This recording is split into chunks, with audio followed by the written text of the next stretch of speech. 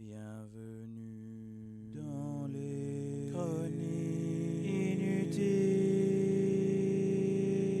Voilà, alors ici je vais faire un petit cours d'histoire. C'est un truc que j'ai découvert récemment et je me dis que c'est quand même assez marrant. Donc je vais commencer par dire que tout ce que je vais raconter est factuel historiquement. Seulement, ce que certaines personnes oublient est l'influence que Kutka a eue dans l'histoire.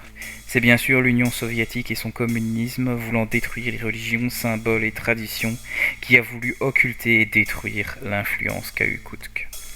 Je vais vous raconter l'histoire des Tchouktchi. Tchouktchi. Waouh, Tchouktchi. Ok. Le peuple qui vénère Kutk du plus profond de leur âme, même s'ils ne le montrent pas toujours de la manière la plus respectueuse. Je vais vous raconter comment leur région est devenue une région autonome de la Russie et de l'ancienne Union soviétique. Les premiers textes qui référencent le peuple Tchouktchi, ouais, c'est ça, est en 1641. Mais nous savons que ce peuple a été, est et sera éternellement. C'était les Cosaques qui allaient de plus en plus vers l'est pour conquérir. En 1649, l'explorateur Semyon Deizhnyov a exploré les régions de l'Orient extrême, du Nord-Orient extrême, du Nord extrême, du froid, la région de nos Tchouktchi. Il a établi sa résidence dans la portion haute de la rivière d'Anadyr. Cet endroit est devenu un fort plus connu sous le nom de Anadirsk. Kutka les a vus arriver, les Tchouktchi aussi. Ils se sont demandé Tchouktchi, pardon. Ils se sont demandé ce que ces gens venaient faire. Quand Deizhnyov a tenté de subjuguer les Tchouktchi, et de leur exiger des taxes et des ressources, ils ont rigolé. Kutka a rigolé. Il a tenté de le faire pendant 10 ans, avant que les Tchouktchi priâment à Kutka de se débarrasser de ces pestes. Leurs prières prenaient les formes habituelles des plaintes. Putain de Kutka, pourquoi il a ramené ces chieurs? Mais il connaît son peuple. Ils savent qu'ils sont trop orgueilleux pour demander gentiment. Kutka a influencé les éléments pour les rendre plus invivables pour les intrus, et après 10 ans de tentatives de subjugation, ils abandonnèrent leur poste. Putain de Kutka, il a enfin fait fuir ces connards, c'était si difficile que ça? Kutka appréciait les remerciements de son peuple. Les étrangers reviendraient à la fin du XVIIe siècle, et Anadirsk a regagné en importance. À la découverte des ressources naturelles que la région possédait, le tsar Pierre le Grand ordonna à Vitus Bering d'explorer le Kamchatka et à Afanasy Shestakov de gérer une opération militaire pour subjuguer les Tchouktchi. Les Tchouktchi ne voulaient pas faire confiance à Kutka et se sont mis à l'attaque. Kutka les a aigués malgré tout en mettant des rochers dans l'océan. L'expédition était un désastre. Les bateaux n'ont pas survécu les eaux traîtres et les pièges que Kutka avait placés. Les survivants furent massacrés par les Tchouktchi.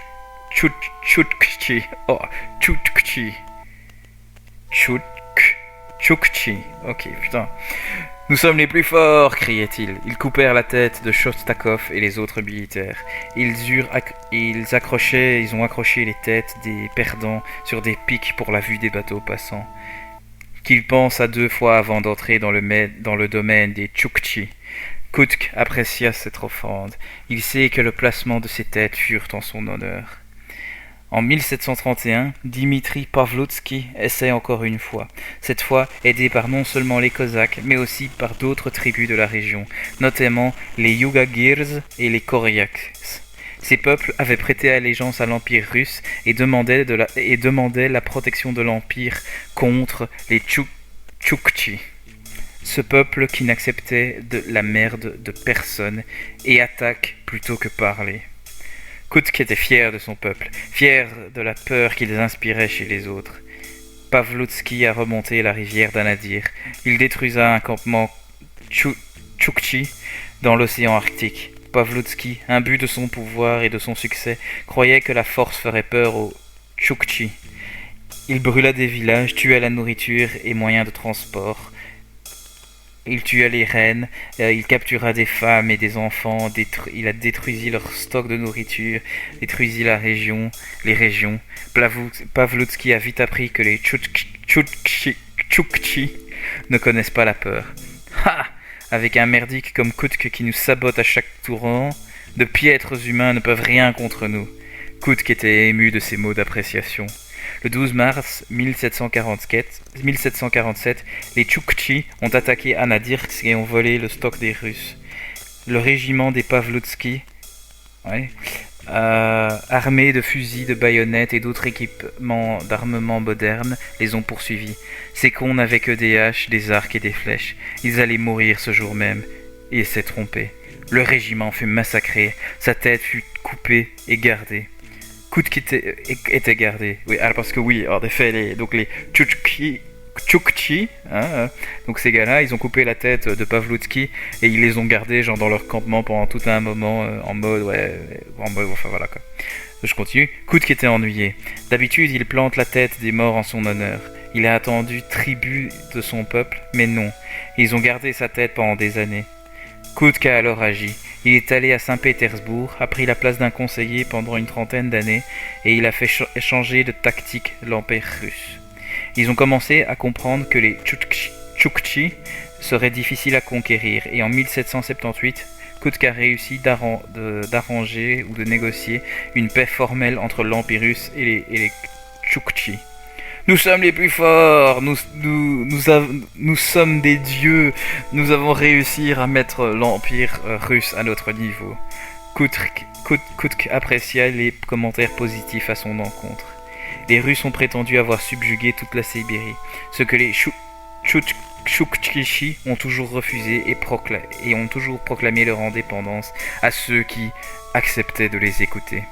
Ils ont continué à faire des échanges avec l'Empire russe jusqu'à la révolution russe de 1917 où les Tchoukchi ont accepté de faire officiellement partie de la Russie, contre un bon prix.